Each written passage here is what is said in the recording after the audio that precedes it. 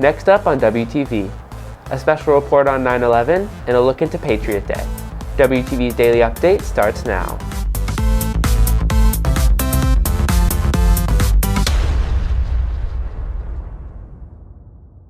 Hey there, Red Hawk Nation. Today is Friday, September 10th, and I'm Cooper Ragle, today's Daily Update, brought to you by Wingspan TV.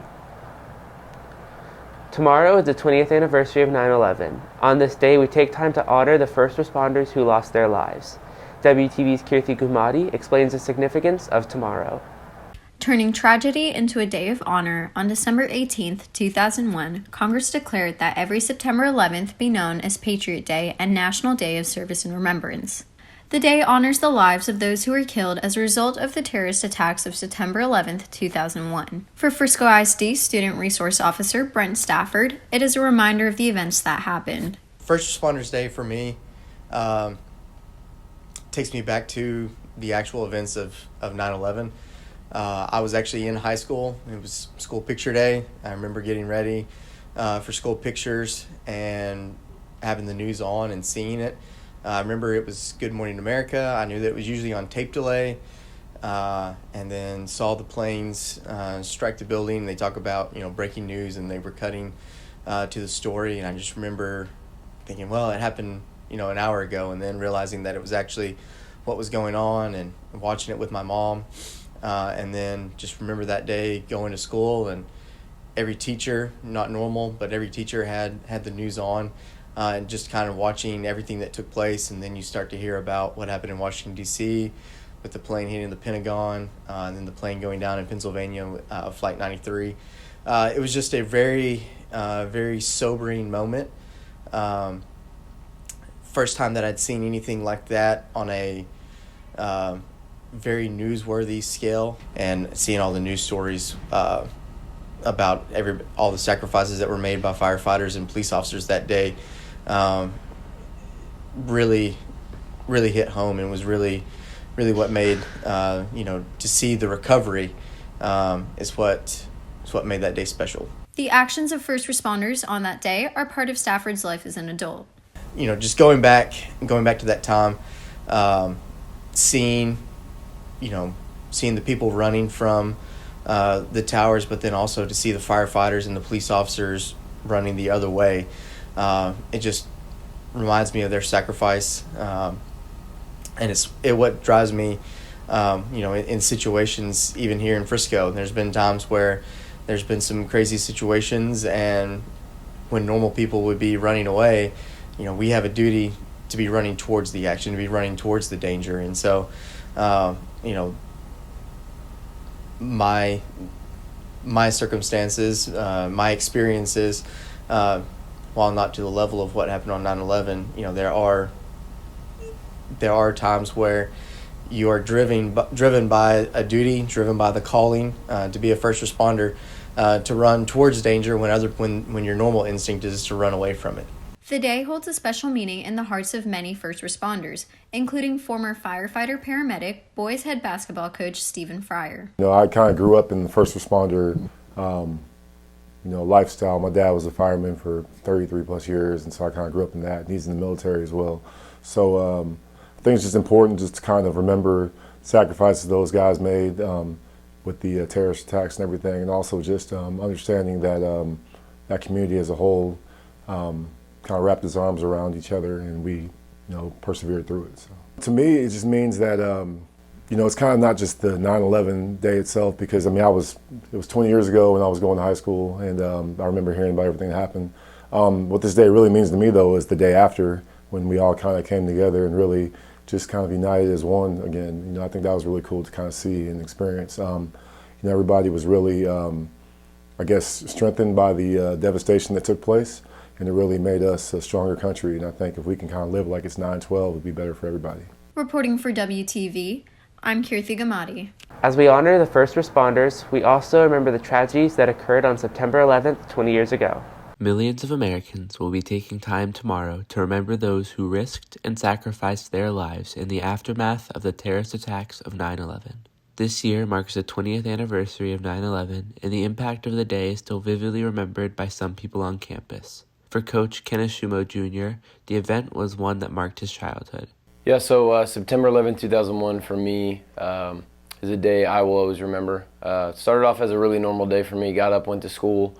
I was in 5th grade at the time, and went to first period, was chilling in first period, and right before the 9 o'clock hour, we got alerted that there was some sort of something to where we had to evacuate our school. Now, we didn't know at the time what exactly that was, but my class, we rose from our seats, we followed our teacher out the door, and I went to a Catholic private school at the time, and we went across the street to our church, which had a chapel that was underground. So that's where we took refuge, and we went underground. Didn't know what was going on. Obviously, we didn't have phones like we do today, social media, or access to any of that. So we were kind of just sitting and waiting, and then our pastor actually came out and said, a small plane has flown into the World Trade Center. That's all we know at this point, because nothing had been aired on the news yet, on cable. All they saw was smoke coming from one of the towers. The students of Frisco ISD weren't alive at the time, but the importance of the event still echoes in their lives. So being born after 2001, we didn't really get to see just like how extreme the event was, and we only got to see kind of like the aftermath of it. So like, for example, when we go into airports now, we have the huge like metal detectors, and basically they're used as like countermeasures for something like that happening again. So although I wish they were just put in beforehand and like 9/11 would have never happened because of the lives lost, the countermeasures that are being put in airports and just like travel in general is just some sort of aftermath event that I've only gotten to experience with, everybody else born after that didn't really get like the multitude of the event when it happened. While the date is one that is shrouded in infamy, the days after also had significant impact. The morning after 9/11, I drove past the Pentagon as I did every morning on my way to work. I lived just south of the city in Springfield, Virginia. And it took me about 3 hours to drive the 12 miles back into the city. Marine Barracks 8th and I is about 2 blocks from the Capitol building, so it's in southeast Washington, D.C. And the reason it took so long is that as you approach the Pentagon from the south on the 395 freeway, it's off to your left, it was glowing a bright orange color from the impact. The fires were out, but the building itself was glowing a bright orange. And so, the traffic was just slowed down to a crawl, and it took forever to get around that edge of the building. But about 2 months after 9/11, I was actually sent to work at the Pentagon. I worked in the section of the building that had been struck by the plane. I worked in C corridor, which was the middle ring.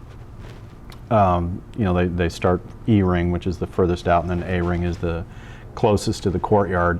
So I was in C ring, and that's as far as the plane had punched into the building. So to get to where I worked, walking down the corridor, half of the corridor was actually missing. There was just a plywood wall there, and the letters that spelled out the word corridor above on the overhead, half of them were missing because the plane had punched that far into the building. And it was just surreal to realize that that had taken place, and that I was in that area of the building. While one of the darkest days in America have changed the lives of many Americans, Shumo sees the event as one that has also brought our country together. Though it was a dark day, and though we did experience that tragedy, there's a lot of good that came out of it. We bonded as a country.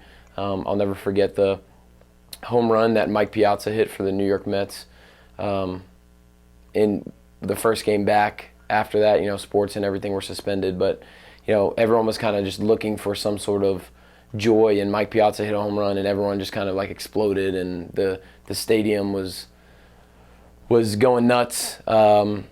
People were going nuts all over the streets, running out of their house, screaming yes, yes. I mean, something so minor was something so major for a lot of people. So, 20th anniversary is a big deal. I'm happy to do this interview and give people a glimpse of a little bit what happened on that day, and never forget 9/11/2001. Reporting for WTV, I'm Cooper Ragle. On this week's edition of Real Talk, WTV's Kate Graham asks students about 9/11. This Saturday is the 20th anniversary of 9/11, and on this week's edition of Real Talk, I'll be asking students about 9/11. The first question is, what does 9/11 mean to you? 9/11 was a big thing in my life, even though I wasn't born. It was the year when my parents first came to the United States, and they were about to go to New York for their wedding anniversary, but they had to cancel it because of the chaos that we all had to go through. The next question is, how did you learn about 9/11? I was literally shocked about what, how the United States had to go through when we had George Bush talk about it and the lives that we lost, the people we missed. It was a lot of lives, a lot of young lives that we lost during that chaotic time. I learned about 9/11 at school because they taught it at an early age. And then the last question is, what does the 20th anniversary of 9/11 mean to you? As a country, it is a day that we all would remember, and it's like a scar on everybody's heart, right? Like how even though we weren't here, it was always something that we would feel, bad about, that we had to go through this. But I say that every country has its ups and downs, and we had one of our worst hits, but we still came back with a lot of power within us. I think 9/11 is impactful because it shows how far our country has come and how strong we are as a nation. Reporting for WTV, I'm Kate Graham. WTV's TJ Krylowitz gives you a recap of football on today's Sports Minute. The Red Hawk football team went up against Rock Hill last night at Kirkendall Stadium. The Red Hawks and Rock Hill kept it pretty even throughout the first three quarters, but junior QB Keldrick Luster pushed the Red Hawks to a 43-36 victory. The Red Hawks are now 3-0 on the season and will play a Frisco rival next week, the Memorial Warriors. The game will be next Friday at 7 at Toyota Stadium. Red Hawk volleyball will try to bounce back tonight with a matchup against Wakeland after losing 3-0 against Independence on Tuesday at the Nest. The Red Hawks are 1-3 so far in District 9-5A play, but 2 of those losses have come against teams in the top 3 of the District 9-5A standings. The game tonight against Wakeland is scheduled at 5:45 at Wakeland. Tennis played Lone Star on Tuesday at the Nest. The Red Hawks served the Rangers a big loss, with the Red Hawks sweeping them in a 19-0 win. Everyone came out and performed really well. We all played very well, and we came to the occasion, and we're very excited for our next match against Frisco High. With the victory, the tennis team has started out strong with a 4-1 start on the season. Their next game will be on Tuesday against Frisco High. Cross country will be back this Saturday morning with a run at the Lovejoy Fall Festival at Myers Park. Despite original scheduling, the Red Hawks will instead run at the same place they did last week. The course was hard for most of us, and we were going to go to a different meet this week, but most of us, there's another meet being held at the same park, and so we decided that we wanted to go back there instead. So we're going to be running at the same place that we ran last week this week, which is something that's rarely ever been done with cross country, and so all of us are really hoping for a second chance here to really show that we have improved, to show that even though it's a tough course, that even if it gets us once, we can go and get it again. The run will be at 8 a.m. at Myers Park. Reporting for WTV Sports, this is TJ Krylowitz. If you are looking for more from Wingspan, you can follow us at Liberty Wingspan on Twitter, Instagram, and Facebook, or visit our award-winning website, libertywingspan.com. That's it for today's daily update. This is Cooper Ragle with Wingspan TV.